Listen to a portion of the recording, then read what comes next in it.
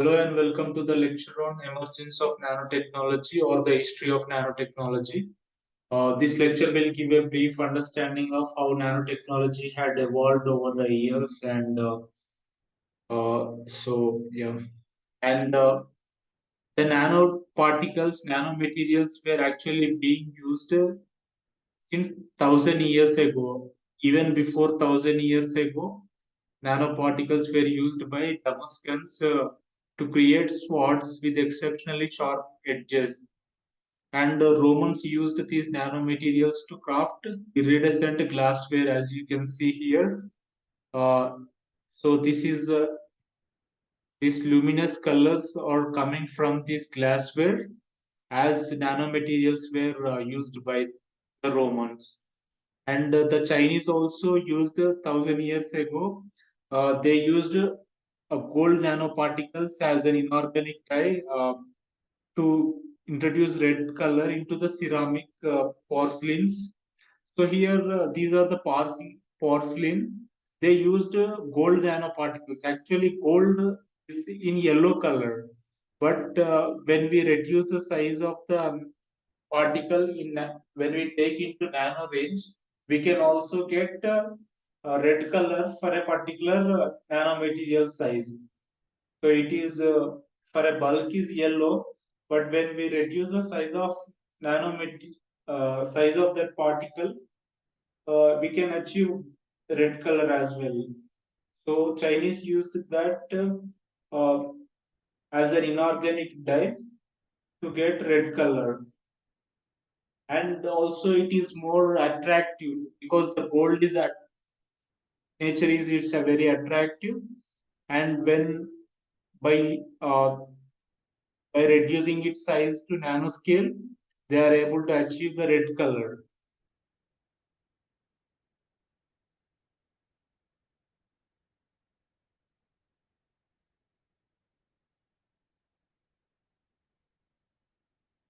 So, and then later on in 19th century, the comprehensive study on the preparation and properties of colloidal gold was done, and it was published in the middle of 19th century. So, uh, the colloidal gold is nothing but in a solution we have gold nanoparticles.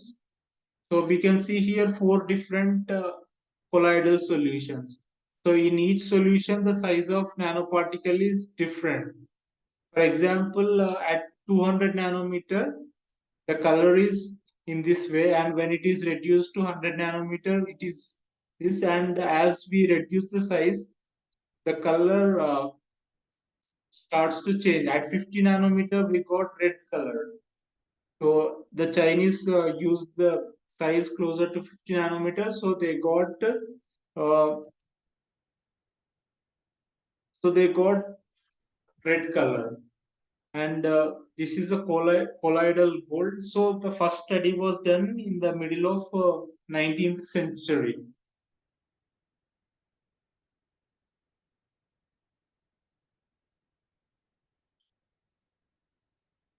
and there were medical applications of this colloidal gold.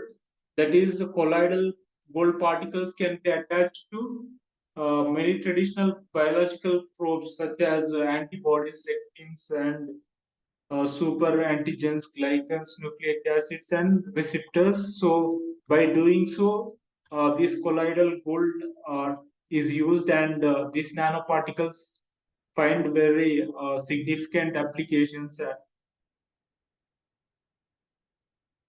And colloidal gold is still nowadays it is used for treatment of arthritis. Like a number of diseases can be diagnosed by interacting uh, this colloidal gold with spinal fluids obtained from the patient. So it is facilitating a great diagnosis feature. Like many diseases can be diagnosed by using the colloidal gold.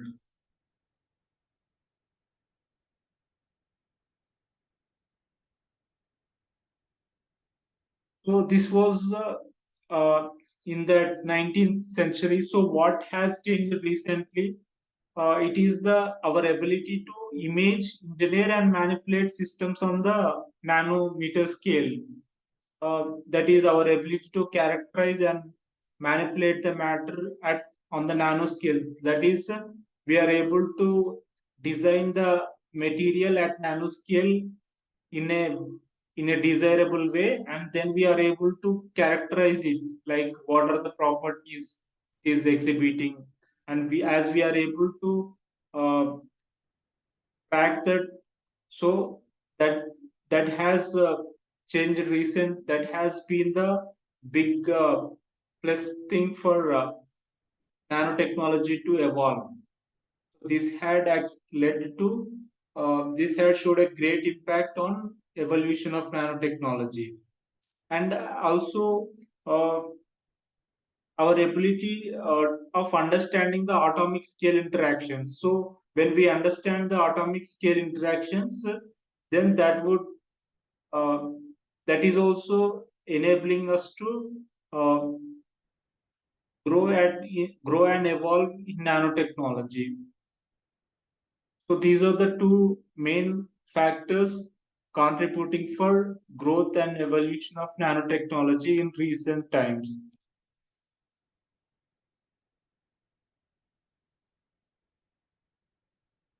And also the current drive for nanotechnology, we can say it is partly because of ever shrinking of devices in semiconductor industry, like for a integrated circuit on a chip.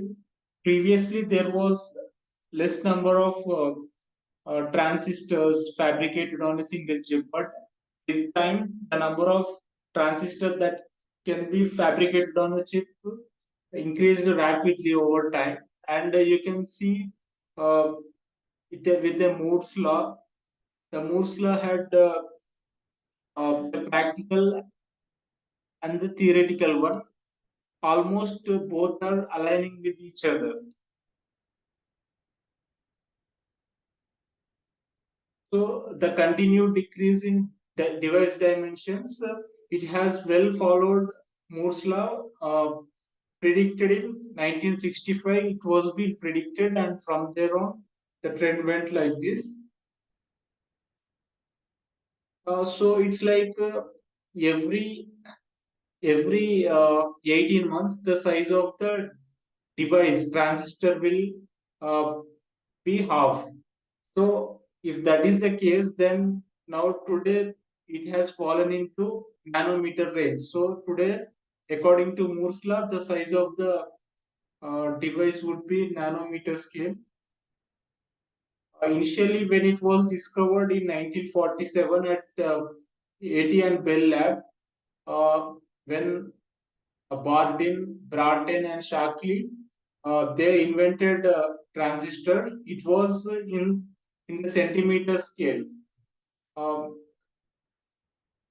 so many scientists are currently working on the molecular and nanoscale electronics, which are constructed using single molecules or molecular monolayers. And so these current devices operate far below the fundamental limits imposed by thermodynamics and quantum mechanics, which will impose a fundamental limit uh, for these current devices to operate. But currently we are still below that limit. Um,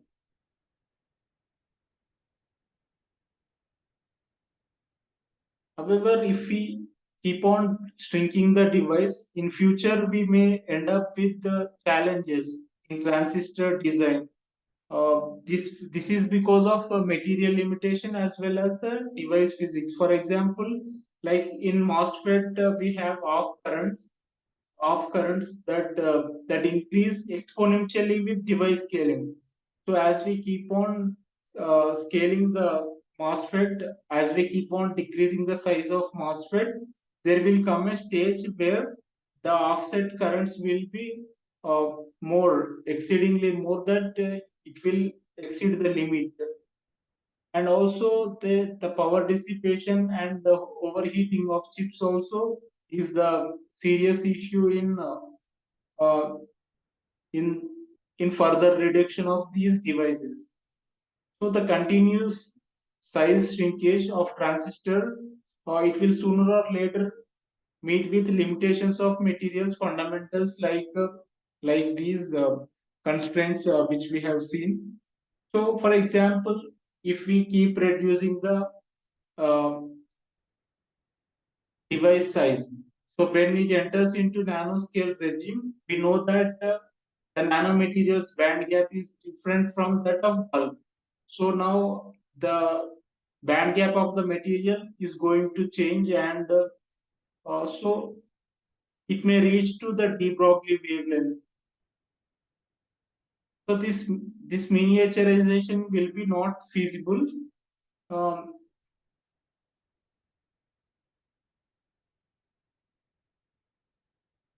so this is the challenges that we may face with miniaturization of materials. So now the task is to, instead of instead of scaling down the same uh, device which is available, currently the researchers are working on building new materials, and in a different way, like using different materials and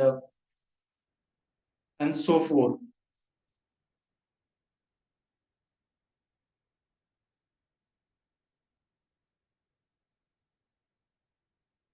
So uh, to overcome those drawback, now scientists are currently working on molecular and nanoscale electronics, which are constructed using single molecules or molecular monolayers.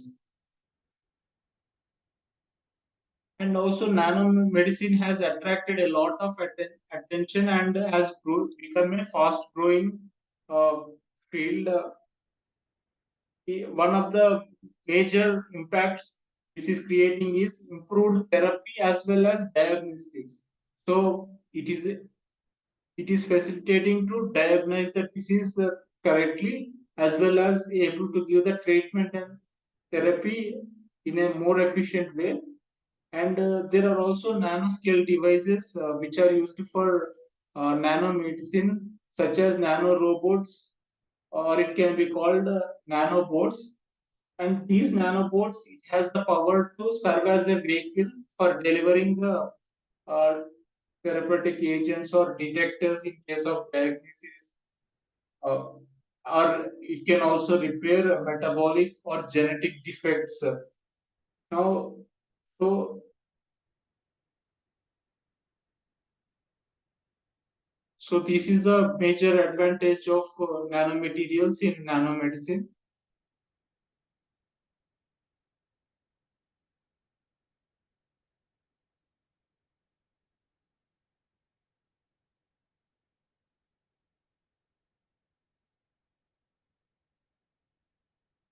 And because we are, as when we reduce the size of material, we are able to tune the band gap. Means by changing the size of the nanoparticle, we are able to tune the band gap. Now these band gap engineer quantum devices, we are able to develop like lasers and heterojunction bipolar transistors. The advantage is that these have unusual electronic transport and optical effects. So we have seen in usual electronic transport what are the demerits like off currents and so forth. But when we band gap engineer uh, these devices, we are able to achieve unusual electronic transport and optical effects. And further in the evolution of nanotechnology, very significant materials like fullerene and carbon nanotube were discovered.